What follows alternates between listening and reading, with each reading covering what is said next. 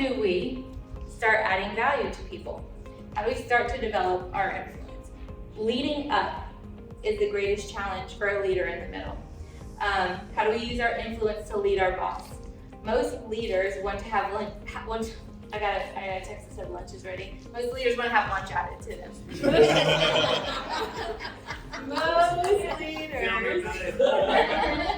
Most leaders want to have value added to them. And if we take the approach of wanting to add value to those above us, then we have the best chance of influencing them.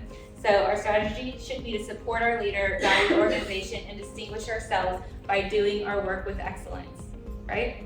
And so when we talk about adding value to our leaders, first, we want to make sure that we're leading ourselves well. Because guys, if you don't want to follow you, nobody else is going to follow you.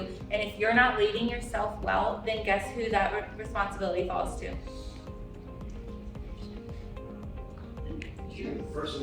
If you don't lead yourself well, then you leave more on the table for your supervisor or your leader to take on, right? And so that is the opposite of adding value.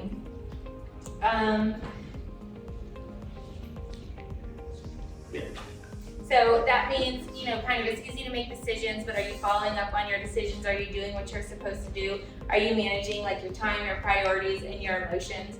So if you don't lead yourself well, you won't have any credibility. And this applies whether the influence you want to gain are with the people above you, beside you, or below you. The better you are at making sure you're doing what you're supposed to be doing, the better chance you have to make an impact on other people, right? And so next, if we want to add value to our leader, we'll intentionally do things that are going to lighten their load. So if you're committed to helping your leader succeed, then you are also a winner in the situation. If they win, you win. If that's not your mindset, it should be your mindset. They win, you win, right? So how do we help the team win? It's almost impossible for you to win if your boss fails. So there are so many things that you can do to lift your boss's load, but before you do anything, again, first do your own job well, right? We've all probably had people that we've hired, we've expected them to do something, but they really wanted to be doing this other thing, right? Like, how can I help you, boss? How can I help you, boss? Well, is your job done? Well, you can't help me until you do what you're supposed to be doing well. So if we want to lighten our leader's load, first do what you're supposed to be doing and do it well. Learn how to do it better than anybody else could ever do it, right? That's how you gain that influence.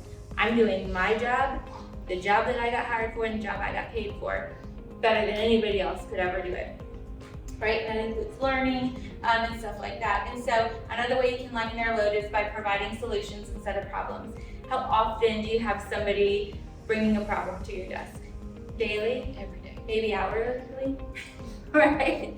Like, there's always problems. But what difference does it make when you have somebody that comes and says, hey, boss, I have this problem. I've looked at it, I've researched, I've tried this, and I think that maybe we could do this to do it. Or, hey, boss, I found this problem, but is it okay if I try this to do it? As opposed to the person that says,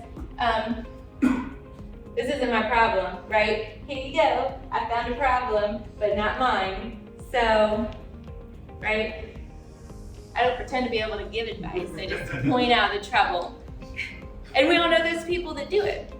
So if we want to add value, and if we want to lighten our leader's load, then we will come with solutions to the problems instead of just problems, right? We can all do that. We all know how to Google. All right. So other things to think about if you want to add value are you teachable? Are you striving every day to be better than you were the day before? I would say never stop striving, right? Leave your journey open-ended. Most people have no idea how far they can go in life, and they just aim too low. This is what I want to be. This is the top of my game, right? In reality, they could be up here. So competency is the key to credibility, and credibility is the key to influencing others. Competency is the key to credibility. Credibility is how you build influence.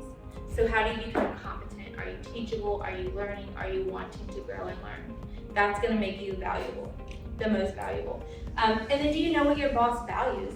Do you know what's important to them personally and professionally? Does your boss like to see a report a certain way? And if you don't know what your leader's priorities are, how are you going to support them?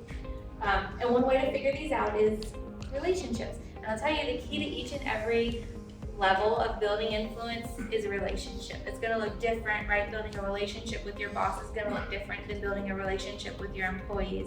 But the key to building influence at every level is influence, or is relationships. And so you need to learn how to connect with them, understand their mood swings and their personalities, like when's a good time, when's a bad time, right? Because that is, I mean, that's actual life. That's how it is sometimes.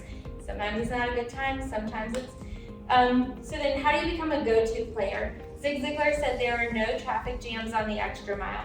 So when you do more than's asked of you, you're gonna stand out from the crowd. And when you stand out from the crowd, your leader is gonna start to find more value in there. You may get in with the inner circle, right? And they're gonna start expecting more of you on a regular basis, but the good news is when they expect more of you on a regular basis, you can expect more from them. Also, and then, so do you have a whatever it takes mindset? Are you willing to do what other people won't do? That means sometimes working in obscurity, learning how to succeed with difficult people, right? How do I add value? I know how to talk to the difficult person, right? That's big. That's a big deal because there are a lot of them sometimes. But are you willing to do whatever? Are you willing to do what other people won't do? You make mistakes, but you admit to mistakes. You don't ever make excuses. That's important, right?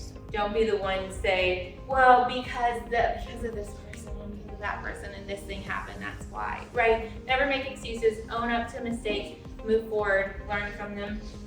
And then be prepared when you take your leader's time. They say you should prepare at least 10 minutes for every 1 minute you want to sit in front of your leader, right? In front of somebody important to take their time. So are you preparing? Are you just spouting out whatever's coming to your mind at the time? Or have you taken time to really be able to communicate everything that they need to know to make that conversation worth having? We're talking about adding value. This is how you add value. When you just sit in front of somebody without anything important to say or not having all of the facts, you're wasting time. We all know how important time is. And so if we want to add value, these are some things we need to think of.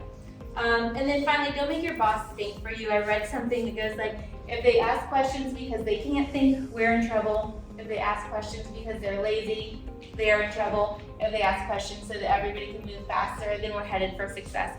So think about that a little bit, right? Why are you asking the questions? Have you done the research? Have you found solutions to the problem? Are you asking the questions because you're lazy and you'd rather somebody else answer them for you? We're thinking about adding value. That's what we want to think about.